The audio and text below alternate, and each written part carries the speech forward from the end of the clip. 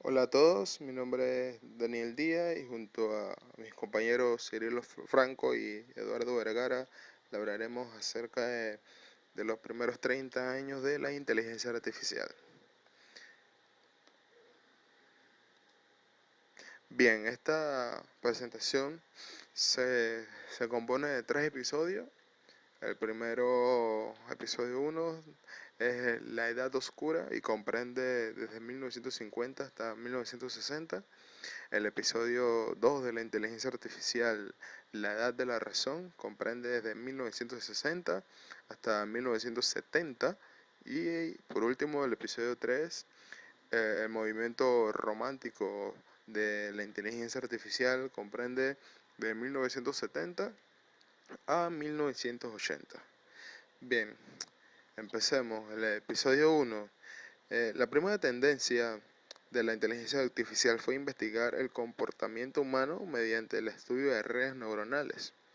Pero para esto se tuvo que abandonar porque la tecnología del momento no era suficiente y además el conocimiento biológico del cerebro humano era incompleto para poder progresar en este campo. Es decir, no teníamos o no contábamos con suficiente poder de procesamiento para esta tecnología y tampoco mucho conocimiento acerca del funcionamiento del cerebro. Bien, en 1950 Turing consolidó el campo de la inteligencia artificial con su artículo Computing Machinery and Intelligence. En este campo fue que, en este artículo fue que se propuso la prueba de Turing o Turing Test para determinar si una máquina era inteligente o no. Por esto es que, de hecho, por lo que se considera a Turing como el padre de la inteligencia artificial. En 1951 tenemos a William Shockley, quien inventa el transistor. Este invento hizo posible una nueva generación de computadoras mucho más potentes, es decir, eran mucho más veloces y a un tamaño reducido. Entonces teníamos mayor poder de procesamiento del que se disponía en un tamaño ya bastante más pequeño. Y tenemos que el perceptrón. Bueno, este fue un invento que abrió las bases para las redes neuronales. Se dice que la neurona artificial o unidad básica de inferencia en forma de discriminador lineal, a partir del cual se desarrolla un algoritmo capaz de generar un criterio para seleccionar un subgrupo a partir de un grupo de componentes más grande. Esto quiere decir que el perceptrón es la unidad discriminadora más pequeña que tenemos en redes neuronales o inteligencia artificial. A partir de él se crean grupos en el que podemos generalizar un comportamiento o no comportamiento, podemos generalizar datos y simular un comportamiento inteligente. Este invento fue desarrollado por Frank Rosbolti. Bueno, empezamos entrando ya a la edad de la razón, que este periodo comprende de 1960 a 1970, también llamada lógica automática. Bien, tenemos que en los años 60 se crea por Alan Newell y Herbert Simon el General Problem Solver o el GPS, como, como se llamó en sus tiempos. Fue en los años 60 que estos dos caballeros trabajaron en demostrar la demostración de teoremas y el ajedrez por ordenador. Entonces logran crear este sistema llamado por sus siglas GPS o Solucionador General de Problemas. Este era un sistema en el que el usuario definía un entorno en función de una serie de objetos y los operadores que se disponía a aplicar a aplicar sobre estos. Lo que no podía hacer el GPS era resolver problemas ni en el mundo real, ni médicos, ni tomar decisiones así importantes, pero a partir de aquí podemos ver ya aplicaciones prácticas sobre campos de la inteligencia artificial. Bien, tenemos la red semántica en 1963. Entonces tenemos que una red semántica o esquema de representación de red es una forma de representación del conocimiento lingüístico en los conceptos y sus interrelaciones se representan mediante un grafo.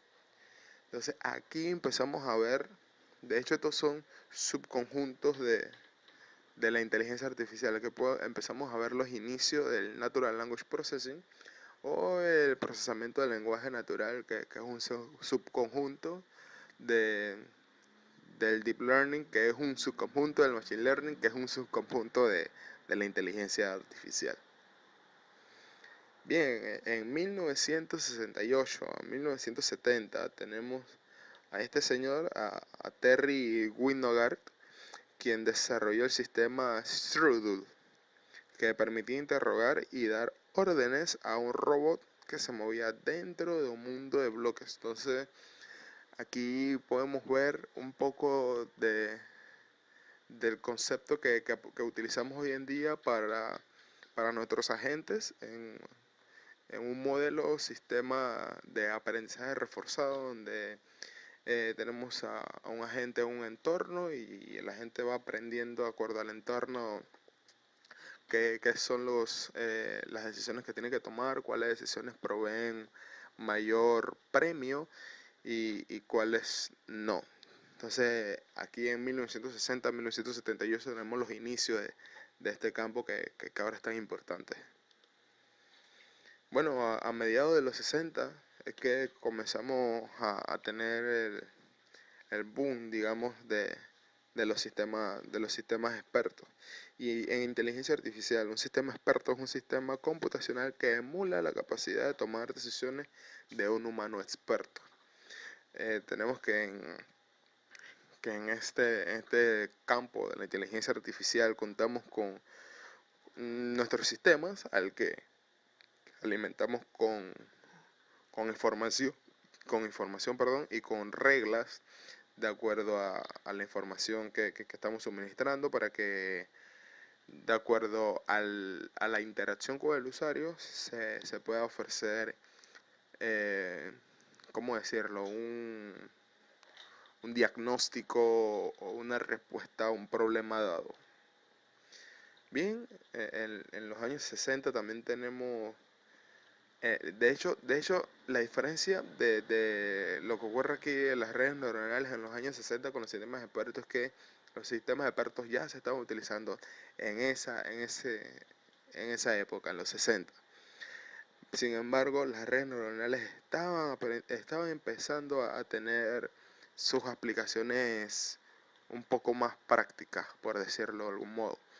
Aquí es donde tenemos que Frank Rosenblatt desarrolló un modelo de la mente humana a través de una red neuronal y produce el primer resultado, el cual se le llama perceptrón. Entonces aquí ya tenemos la aplicación del perceptrón que atrás ya hemos visto qué era, pero aquí es muy como que es mucho decir que se desarrolló un modelo de la mente humana porque realmente no contábamos con el poder de procesamiento. De hecho, justo ahora tampoco contamos con el poder de procesamiento para simular una mente humana al 100%, sino lo que se hizo en este momento fue simular algunas tomas de decisiones de personas. Entonces, decir que se simuló la mente humana no quiere decir que eso fue en teoría lo que se hizo, sino fue como se interpretó en el momento.